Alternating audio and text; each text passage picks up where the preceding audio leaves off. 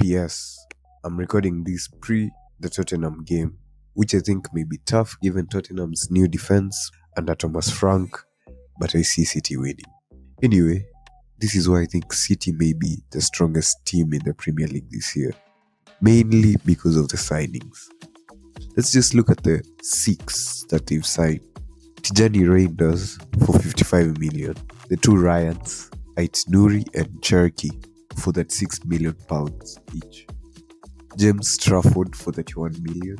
And now they're rushing towards getting Gianluigi Donnarumma. Well, Pep said it. Last season they were coming off a 4-pit Premier League and a quarter-final stage exit in the Champions League through Real Madrid in the penalty shootout, which was a terrible one if I remember Bernardo's penalty. But anyway, the hunger had gone down in the team. They had Anks in KDB, Bernardo and Gundogan running the midfield with a washed Foden. Savinho was trying but was not that clinical, and Doku having the most take-ons in the league but wasn't finishing well or making those key passes into the final third. Not to mention the defense. Akanji, who was brilliant especially in the 2022-23 season, was all over the place, and Diaz was not the stalwart defender that he was. In 2024-25 season, City conceded the most goals in the Premier League that they had for the past 5 years, 44 goals. The previous one was 34, 33, 26 and 32 for the previous 4 seasons, which they won the Premier League. Knowing the issues in his team, Pep has been strategic in his transfers. Trafford made some beautiful saves versus Wolves to maintain the clean sheet though, and got a rating of 8.2, so it's going to be tough to know who will be the number 1 goalkeeper if Donnarumma joins. But with him coming off a quadruple season with PSG, it will be hard not to give it to him. Ait Nouri provides the attacking threat prolific with City's fullbacks. You know, the Cancelo, Walker, Gvardiol when he plays left back. And this allows Gvardiol to maintain the left centre back position when he recovers. Rico Lewis seems to perform well with his attacks, getting an assist versus Wolves and inverting to the centre. Defensively he's shaky, but he's adjusting. When Stones and Diaz are fit, they are beasts, as we've seen before. In the midfield, Nico Gonzalez provides what Rodri did. Okay, to some degree, because you can't compare him to the Ballon d'Or winner, but he still has that defensive acumen necessary. But when Rodri is back and fit, the position is his. Reinders, the crazy talk of the town. What a baggy. I had him on my FPL only to bench him versus Wolves to see whether he'd play or not. Terrible mistake.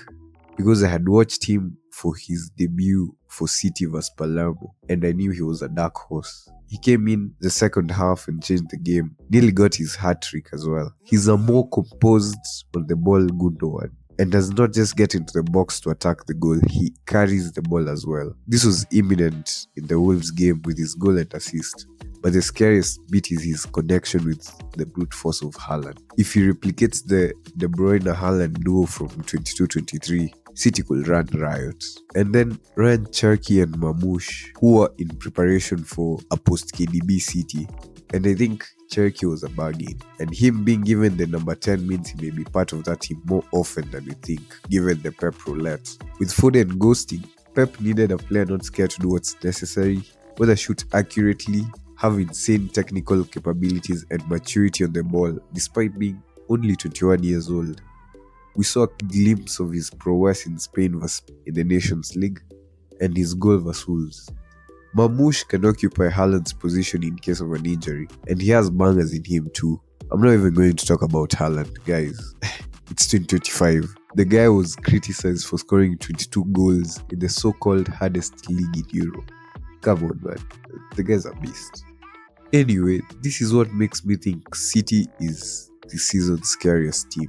The backline was exposed a bit by a hungry Strand Larsen, but Trafford came to a rescue.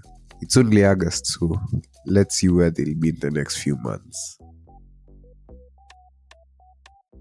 Well, City lost. Congrats to Spurs. They were extremely good defensively at their best. The second goal was due to a mistake from the guy that I praised for Wolves, James Trafford. Bro's confidence was at an all-time low. And the first goal was a quick counter, which was almost offside. So you can see that if you actually look at things, it's not that City was bad, it's just that Spurs were really good. And considering how Spurs terrorized City for the past years, you can say it's almost day in the office for City.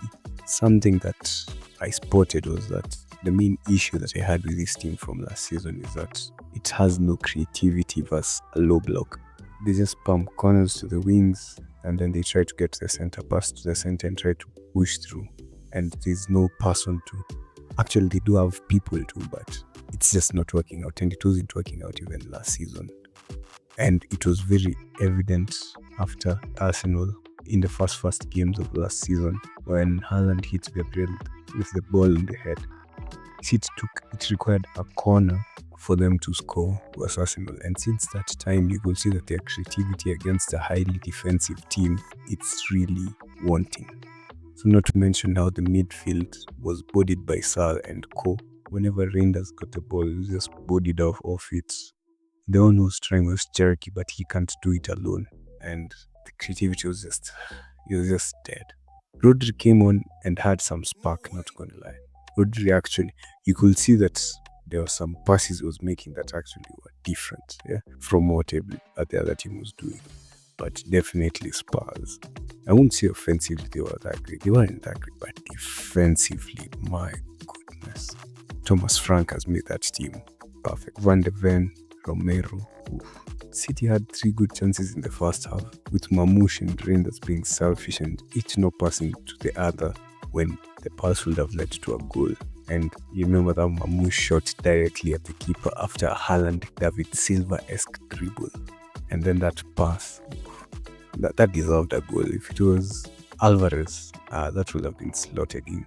And I think that team felt, the season-wide Spurs curse. After seeing that game, I've seen if they don't settle their low block sheet, they aren't the scariest. They are still top 4. If they gel, they're the scariest. I swear, if they gel, they have, that's the most talent, raw talent. But the talent doesn't suffice to whatever is on the ground.